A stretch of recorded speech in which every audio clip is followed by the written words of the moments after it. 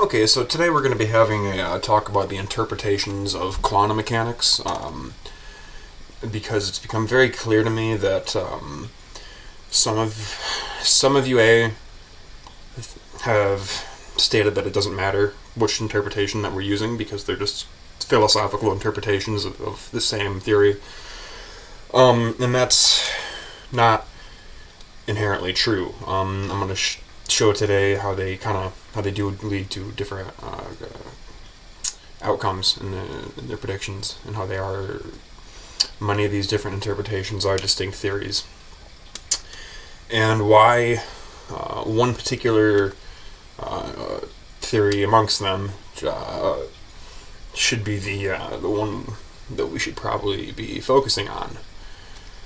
So now, I'm going to give the caveat that, much like my warp drive talk last time, that this is going to be a qualitative exploration, not a quantitative one, and that for the PhDs in the audience, I am going to be some notations here that are wrong.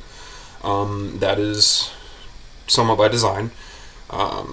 We can get into that afterwards. I'm trying to bridge the gap between you guys and then the rest of the audience, to express that these ideas are accessible to everybody, and so some of these notations and things that you guys might notice are going to be wrong. Just notice that I realize that, and it's more for the visualization of trying to give a broader understanding of what's going on here. So, that being said, what do we usually mean when we are talking about quantum mechanics, right? Some people say, the general relativity is the theory of the very large, and quantum mechanics is the theory of the very small. Well, that's not precise enough for me. So, what we mean is we're talking about the Schrödinger equation, right? So, what is the Schrödinger equation? It's the Hamiltonian operator of the wave function h of psi equals the energy of psi. So we could write h of psi equals E of psi. So what is E of psi? We can say that is I h bar by dt psi. So this is how so psi is your wave function, and it tells you how this wave evolves throughout time, which is your t operator here. So what does this mean? This is literally Greek to me, right? So we'll keep this up here just for kind of keep it up in mind. I'm going to draw a quantum harmonic oscillator, or a version of it. So we're going to start out with our well potential here, and we'll just start with our two-system state, and we'll say it starts at a superposition with our starting state of psi 0, progresses in time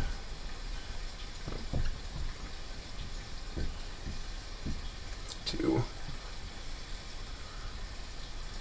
psi 1, and we're going to say that this is A plus B, and then A and B. So excuse me. Sorry. So, as the wave function, the wave, evolves with time, this Schrödinger equation tells us how this wave spreads out. Well, what does quantum mechanics say? It says that the world evolves according to the Schrödinger equation when we're not looking at it.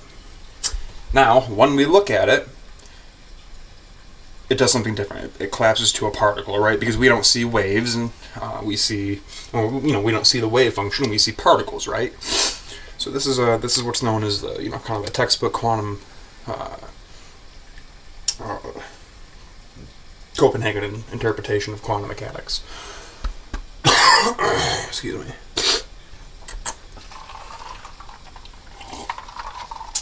So how do we get from waves to particles? Well, we have to make an observation. So this system evolves according to the Schrödinger equation. It starts in, at an A plus B. We'll have a coin right here. We'll say that heads is A and tails is B, there's going to be a 50% probability between these two. So, we can rewrite this by squaring the wave function. So, we have 0 square and psi 1 squared. So we're going to have A plus B, and then these turn into probability amplitudes. These are the probability, the chance that we might observe one of these two. So A plus B. But, so if we're going to say that heads is A and tails is B, let's flip the coin. We're going to say that it's tails, so we know that the system evolved into B. Okay? So, what happens is we would, just erase this. This is what Copenhagen says. What happens to it, we don't really need to worry about it, because we observed it. So then we reset the system, and then we just kind of keep doing that coin flip toss each time, right? So we could say that, the system over here, psi at 0 is equal to A plus B, and then as we evolve the system, it's 1 divided by the square root of A plus 1 divided by the square root of B. And then we did our coin toss, we figured out that the system was B, and so now we erase this, and we erase A because it wasn't the one we observed, so we just make it go away, and we renormalize to say that B is now our starting state. And then we evolve it for whatever we're doing for that particular, whatever we're assigning B to in our whether it be another coin toss or what have you. Now, the reason that a lot of people say that that Copenhagen is incomplete is because we just say don't worry about these other worlds, whatever one we didn't observe, right? We don't need to worry about that. Now, there are other theories like Penrose, which give a reason for why the one might collapse to the other. So what Penrose theory states is you have the time towards the collapse. It's equal to h bar divided by the gravitational energy of the system. So what the hell does this mean? You might notice that actually this looks a lot like the Heisenberg uncertainty principle. That is somewhat by design. But this is not an in-depth thing on Penrose, so let me go with here and here. So what the hell does this say? Let's move this down, and we're going to start with our system here. We're going to have 1 going off here, and we're going to call this B. We're going to have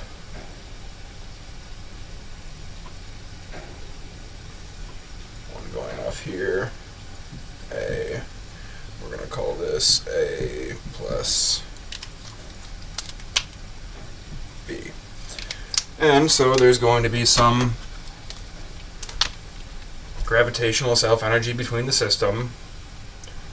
This will be a larger well, and then this will be a smaller one associated with this one. And the collapsing happens when, because remember it was T h bar divided by E G.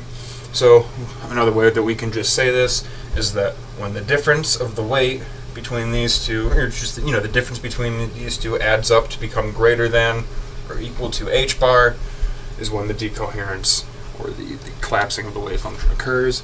And which one does it go to? Well, the one with the larger probability. So that's excuse me, sorry, I got this cough going on.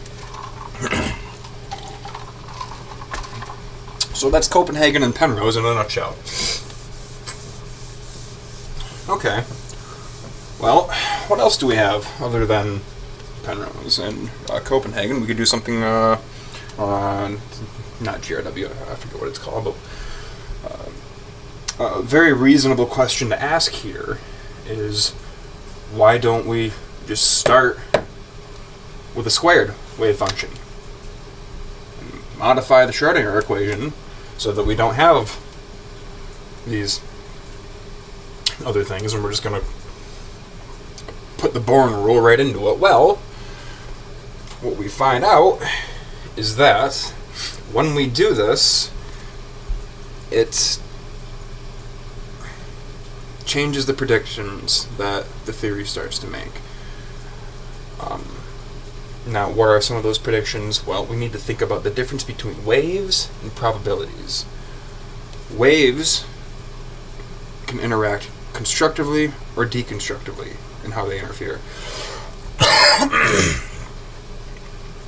Whereas probabilities only add up. So if you're only propagating probabilities through time, they're only going to add together. You're going to ruin the interference patterns of the deconstructive interference that the wave part of the equation is going to predict. So that is why certain theories like that people have tried and are still continuing to try don't necessarily work. So that's Copenhagen, Penrose, GRW in a nutshell, right? So what's something different that we can do? Another one that people really like to play with is like Bell's theorem or pilot wave theorem, or hidden variables. So what are those? So I'm just gonna get rid of this here, and we're gonna keep our Schrodinger equation at the top just for posterity here. We're gonna make our we're gonna say this is our wave function. Our wave function evolving according to the Schrodinger equation, right? We'll just write that.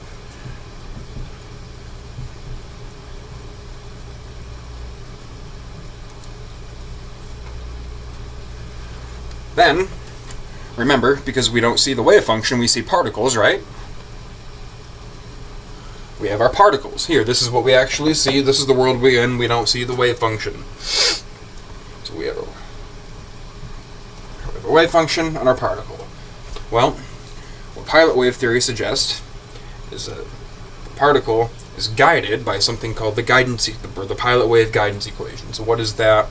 It's V equals h bar divided by m I Laplacian of psi divided by psi. I can make that one better. So this is pilot wave in a nutshell, and this is a valid theory. It's a valid interpretation of quantum mechanics, but we're noticing that again, these aren't interpretations of the same theory. These are different theories. So how is this a different theory? Well, what we find out is that this interaction here, this extra equation between adding in the particle instead of just the wave function in the Born rule, it will start to change the observation, the experimental predictions that you would get from just doing Copenhagen. And so again, we start to see that they're, much like just trying to square the wave function, to start with a squared wave function and evolving that instead of evolving a wave function and then squaring it. Again, these lead to different these lead to different, predictable outcomes, or that don't necessarily line up with each other. So again, this is why they're not inherently all the same theory.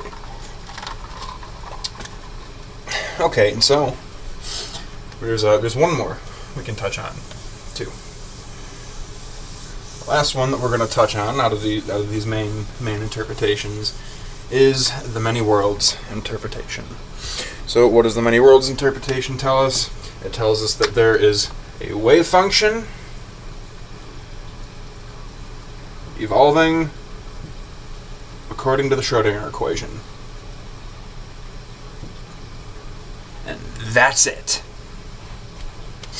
No collapse, no observation, no measurement, no spooky weird quantum woo, no guidance equation.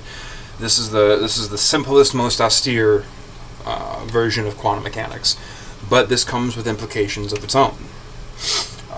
That being, many of you might know the Everett the Everettian relative state by its other name, the many worlds interpretation of quantum mechanics. So in the many worlds is what we're saying that just the wave function is reality, and so that these other branches do exist, they just decohere, and we don't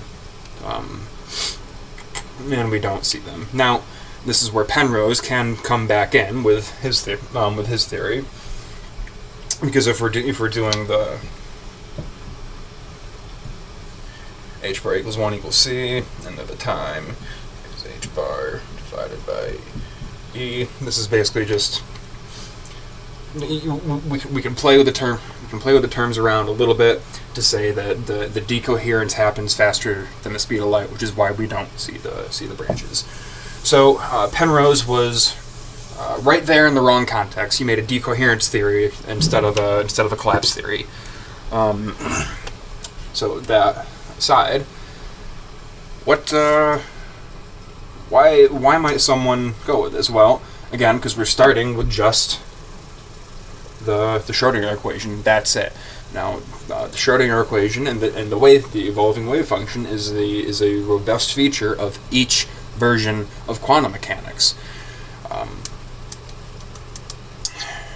So, Occam's razor, dictates, that we want the most simple theory. Well, this is the most simple theory in the assumptions. We're not putting the other worlds in; they just are part. They're there in the wave function. So, let's talk a little bit about quantum gravity now and why somebody might want to go with the many worlds interpretation versus the other ones. Well, the people talk about that the quantum mechanics and general relativity don't jive. They don't work with each other. Okay, so there's a couple of reasons for this. One is that this actually isn't a relativistic equation. We would actually have to turn this into something like the Dirac equation. So, we could say I gamma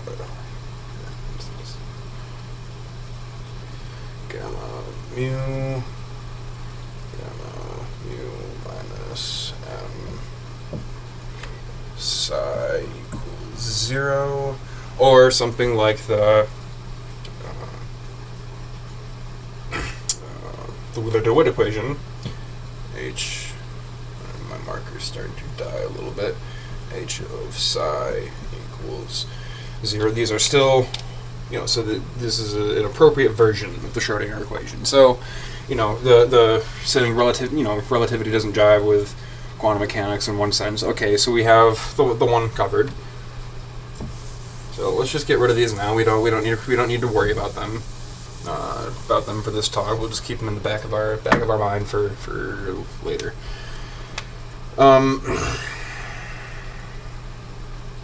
The other reason is this renormalization mechanism. That might not be the right word. Sorry, I'm struggling with this cough a little bit.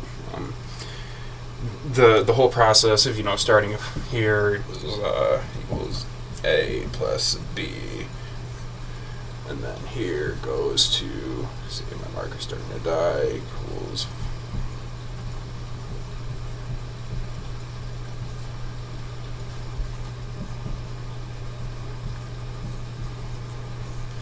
so this is still kosher. Actually, so this is probably a quick segue into what the Born rule means in the context of the many worlds interpretation. The Born rule is just the relative weight of each node of the splitting branches of the wave function. So this is still kosher so far. Where general relativity has a problem is in the quantization mechanism of saying, when we flip a coin, we say this time it's still tails. So our system evolved into B. So these go away. And then we now start our system back, saying that process right there is where general relativity does not work. That does not survive that quantization mechanism. Now, that leads into the natural question of, in Everettian theory, where you don't have the observation and you just have the wave function evolving according to an appropriate version of the Schrödinger equation, what about then? Well, we find, surprisingly enough, that general relativity was hiding there the whole time. So, how do we do that? We're gonna redraw this picture a little bit. So, this is not the only way we can think of a quantum system. We can also think of a quantum system as a qubit, right? And so in our qubit here, we're gonna say is a sphere, and there's gonna be some state here, a radius r, at some this r as some elevation angle and some azimuthal angle, and we'll say that this is spin up and spin down. This is where the Dirac equation starts coming back into play, but we're not going to do a deep dive on the Dirac equation today. So, just like any point in this is called a Bloch sphere, by the way. Any point in this Bloch sphere can be assigned with a state in our evolved Schrödinger equation, right? And so we find out, where does general relativity start to come into play here? Well, this is through entropy. So what is entropy? Entropy is just the maximum amount of states that can be. Now, what is the entropy of our state in a quantum system? We're going to say that S is proportional to the IR divided by UV, because traditionally in quantum theory it is stated that there is an infinite amount of possible states that each node in this quantum harmonic oscillator can vibrate in. Because now, why might we assume that a system would be a finite, and why would we get this? Why would we want to assume an area relationship with this? Well, because we know that if we counted every single energy state below a certain point, it would start to collapse. Again, because of the Heisenberg uncertainty principle and Schwarzschild radius, it would collapse to a black hole, right? And we know from Bekenstein and Jacobson and Hawking that black holes have a finite entropy. And what is black hole entropy? It is roughly equivalent to the area divided by, and that's not the right,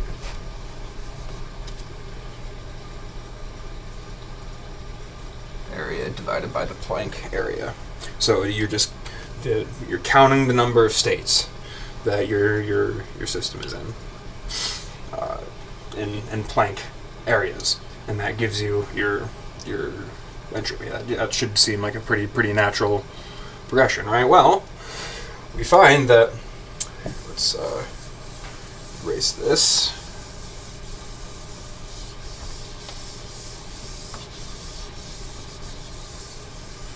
Erase the Schrödinger equation too, because S is proportional to area. Our entropy is proportional to our area. How do we find? We can find Einstein here now, because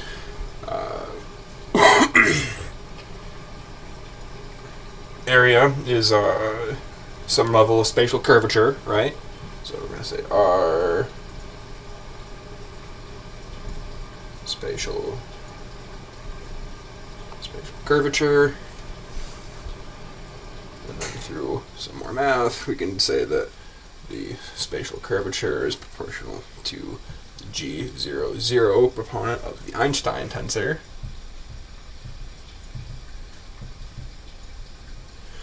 And we can say that entropy through entanglement can be associated with our modular Hamiltonian, oops, which through the IR limit can be associated with the T00 proponent of the Einstein equation. And then through Lorentz invariance, we know that T mu nu is going to be proportional to G mu nu. So what is G mu nu proportional to T mu nu? That is just Einstein's equation, right? So we have just found Einstein as an emergent property of Everettian quantum mechanics.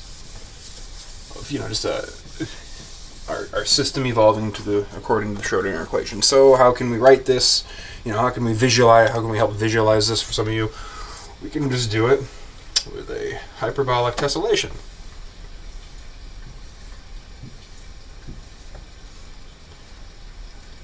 We'll make one of these guys red.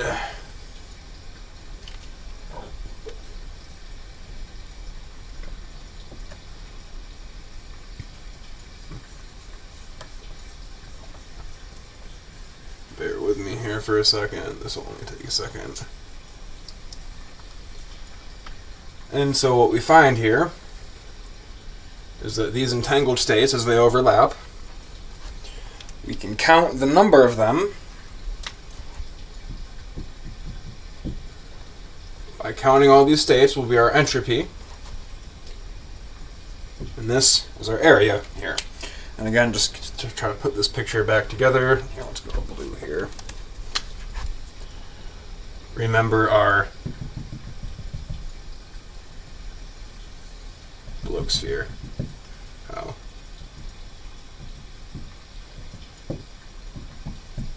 there was some coordinate angle.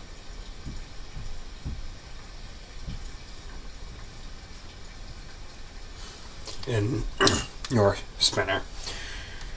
And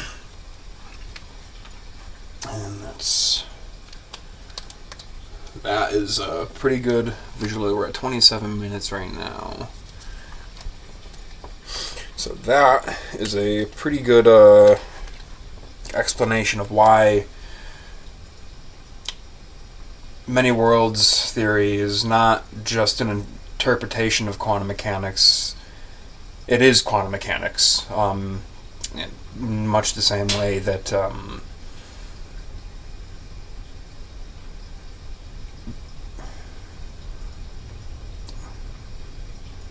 I guess sort of like how you would say that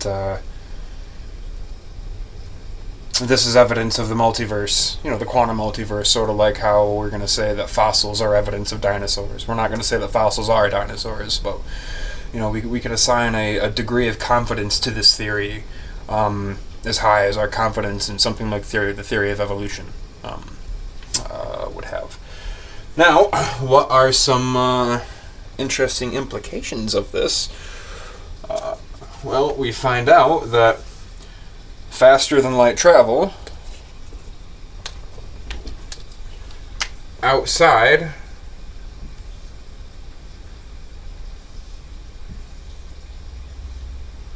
of our particular light cone.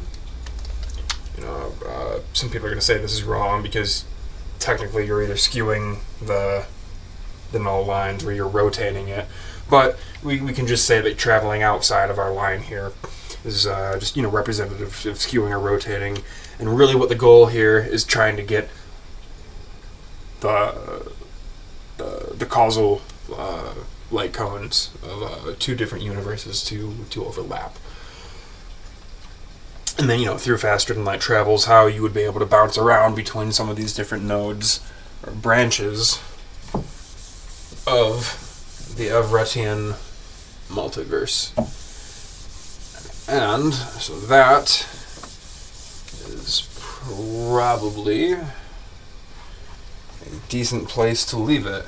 So we've showed pretty pretty qualitative here, not quantitatively here, how these different interpretations of quantum mechanics are inherently more than just interpretations. They are different theories, and how that despite some of the uncomfortable implications that come with it, the many worlds interpretation is probably our best bet. And in fact, I would go so far to say is that it's not the many worlds interpretation is the many worlds interpretation is quantum mechanics. I'm going to say that these other interpretations or these other theories of quantum mechanics are disappearing worlds theories is probably a more accurate and cheeky note to leave it on. And so I guess we will go from there.